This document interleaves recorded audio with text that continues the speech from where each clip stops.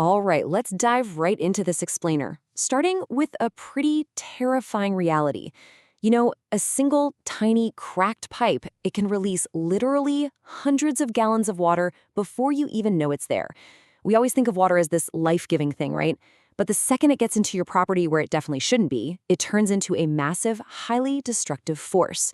So today we're unpacking the actual science of water damage and restoration, and we're specifically zeroing in on the unique, honestly kind of crazy challenges that property owners face right here in the Kansas City area. We're going to break down why it happens, exactly how fast it ruins things, and the strict, methodical science behind putting your place back together. To give you a roadmap for this explainer, we've broken things down into 5 key sections. First, Kansas City's water threat. Then, the clock is ticking. Third, categories of contamination. Fourth, the science of drying. And finally, rebuilding after the flood. All right, let's jump right into Section 1, Kansas City's water threat.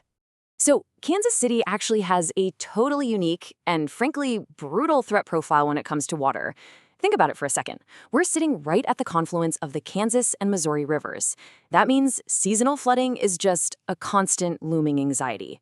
Add to that those notorious spring storms we get, the ones that can dump 4 to 6 inches of rain in a matter of hours, completely overwhelming our older drainage systems. And it's not just the sky you have to worry about, it's the ground too. Our region is built on this expansive clay soil that acts exactly like a giant sponge.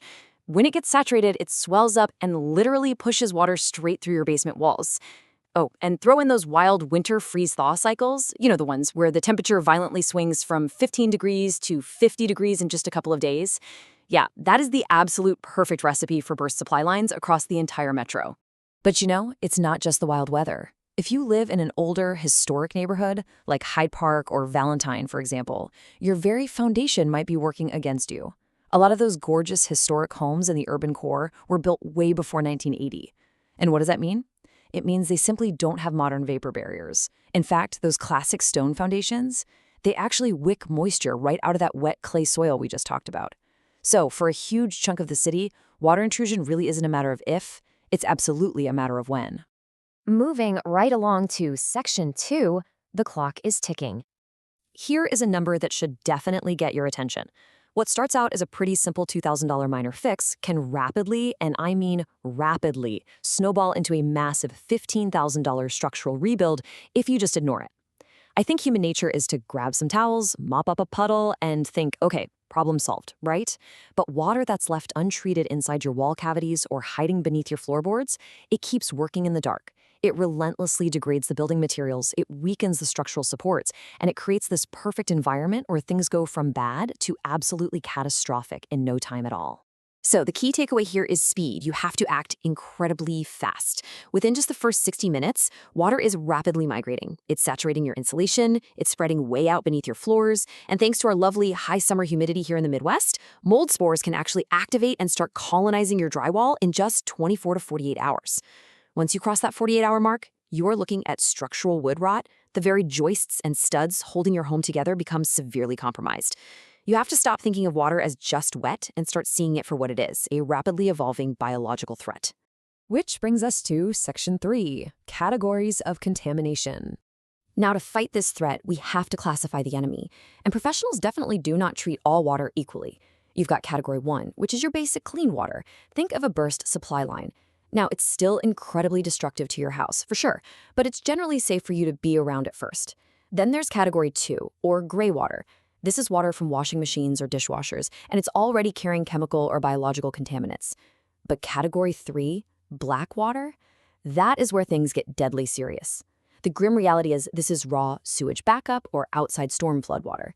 It's highly toxic, it is absolutely loaded with pathogens, and you need strict hazmat gear and personal protective equipment just to be near it. You literally cannot treat a Category 3 flood using Category 1 methods. In fact, if materials are hit by black water, they almost always face complete disposal. There's no saving them. Okay, let's look at how we actually fix this in Section 4, the science of drying. When the pros show up, they don't just plug in a few box fans from the hardware store and point them at your wet carpets. They rely on something called psychrometry. Basically, that's the science of drying materials efficiently by studying the properties of air and water vapor. To actually pull moisture out of dense structural materials, technicians have to manipulate the entire room's environment perfectly. They carefully balance the temperature to force rapid evaporation. They bring in these massive commercial dehumidifiers to constantly strip that moisture from the air, and they calculate precise air movement to sweep the dampness away. It's a highly methodical, scientific formula. And as you'll see, patience is a scientific necessity here. Let's talk timelines. Drywall, that might hit safe moisture levels in about 3 to 5 days. But hardwood floors, they typically need 5 to 7 days inside a specialized drying chamber setup. And dense stuff like concrete or masonry down in the basement, you're looking at up to 10 full days of active mitigation. It takes a long time, and if you rush this process, say you close up a wall before that internal framing is verified completely dry, well, you are essentially just sealing in a guaranteed future mold colony. This is exactly why the risk of DIY cleanup is so massive. Sure, you might suck up the surface water on your tile or carpet with a wet vac, but like we said, water travels. It sneaks under your baseboards. It wicks straight up the back of your drywall where you literally cannot see it. Professional mitigation teams, they use infrared thermal imaging cameras. They actually map out the temperature differences hiding inside your walls to find that trapped moisture. And they don't stop until their moisture meters confirm every single material has dropped below that magic safe threshold of 15% moisture content. Finally, we reach the recovery phase. Section 5, rebuilding after the flood. The industry standard here is a strict 3-step protocol known as IICRC S500, and it ensures that a totally chaotic emergency is handled with absolute precision. Step 1 is emergency water extraction, stopping the bleeding. We're talking truck-mounted extractors pulling thousands of gallons of water out in minutes. Step 2 is that intense structural drying and twice-daily monitoring phase we just went over. And listen, only when Step 2 is officially verified complete does Step 3, reconstruction, actually begin. That's when they replace the drywall, perfectly match your paint, install the new floors, and safely bring your property back to exactly how it looked before the loss. Now, skipping corners during reconstruction is absolutely not an option. Following local Kansas City building codes is essential to protect the long-term value of your home. If your restoration involves structural changes, electrical, plumbing, or even if it just exceeds $1,000, which let's face it, it almost always will, you must pull permits. Luckily, professional restoration teams handle all this red tape for you.